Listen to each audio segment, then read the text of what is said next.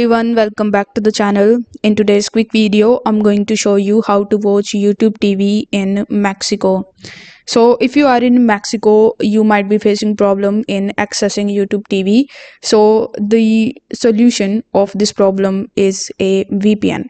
So you need a premium VPN in order for you to get access to the YouTube TV.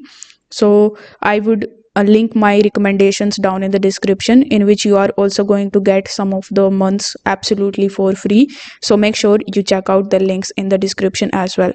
Now once you have established a strong VPN connection with a premium VPN and good VPN service, you just have to simply download and install its application on your device. After that, you just have to simply log in with your credentials and you can connect with the USA server.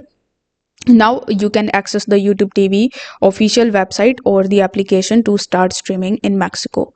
If this video helped you out, don't forget to like the video and subscribe to the channel. Thank you so much for watching.